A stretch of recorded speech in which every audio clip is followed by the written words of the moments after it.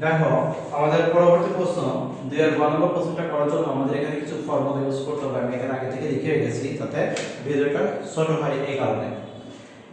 আমার ফর্মুলা কি জানি, f = 1/12 √t/নিউ, মানে মিউ।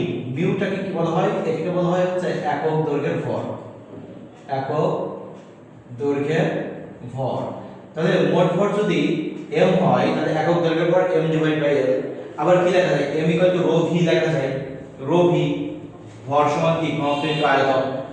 v এর পরিবর্তে আমরা কি লেখা যায়? ক্ষেত্রফল ইনটু দৈর্ঘ্য। তাহলে l আর l কেটে গেল, ρ a লেখা যায়। তাহলে মিউ ইকুয়াল কি লেখা যায়? Mu equal to ρ a। তাহলে এখানে দেখো মিউ এর পরিবর্তে ρ a লিখতে পারি।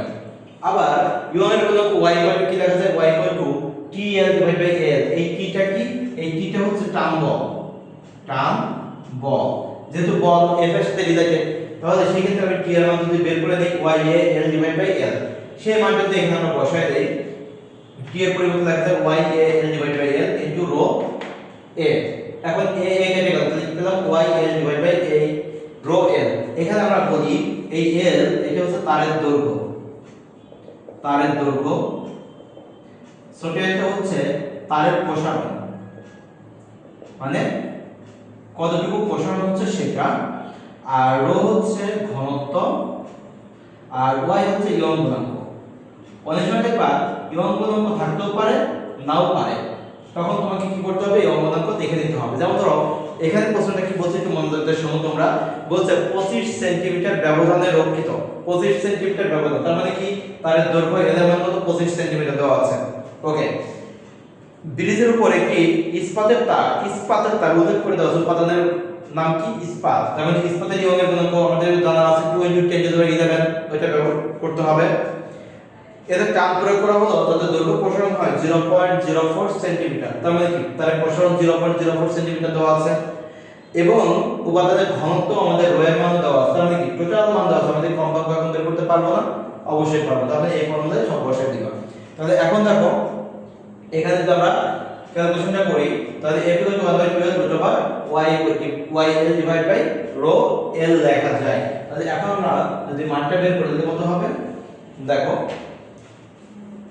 অতএব কম্পাঙ্ক f = আমরা লিখব 1/2l। l এর মান বলছে 25 সেন্টিমিটার, তার মানে কত? 0.25 মিটার √y 2 × 10⁻11। এটা মুখস্থ মান, কারণ ইস্পাতের কথা বলেছে। আচ্ছা, আরেকটা বলছে 0.l এর মান 0.04 সেন্টিমিটার, তাহলে 0.04 × 10⁻2 এটা মিটার, ডিভাইড বাই রো। ঘনত্ব বলা আছে 1 × 10⁴, 1 × 10⁴, এটা আমাদের ঘনত্ব দেওয়া আছে। আর আমাদের কি l এর মান কত দেওয়া আছে? 0.25। তাহলে এখন আমরা কম্পাঙ্কটা বের করি যে কম্পাঙ্ক কত হয় সেটা একটু দেখি।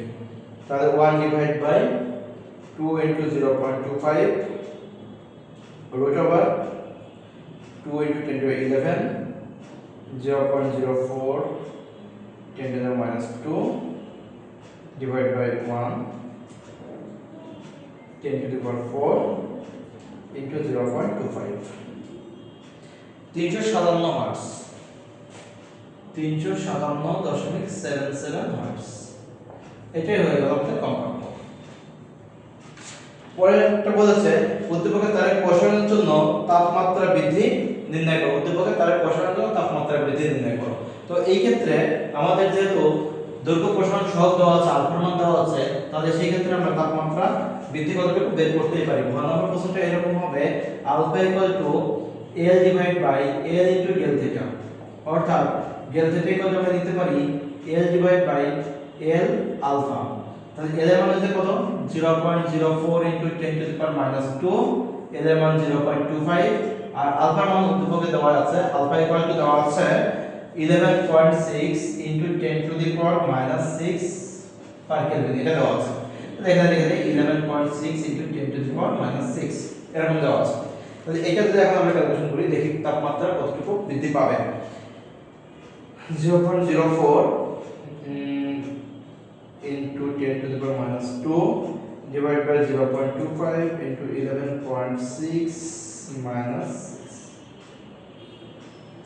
137.93 ডিগ্রি সেলসিয়াস। 137.93 137.93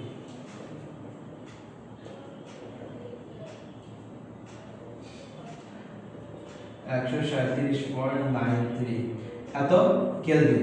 এটাকে যদি ডিগ্রি সেলসিয়াস করো, কারণ তাপমাত্রার পার্থক্য এত কেলভিন আর ডিগ্রি সেলসিয়াসের মধ্যে কোনো পার্থক্য নেই, তার মানে এটাই হবে আমাদের উত্তর।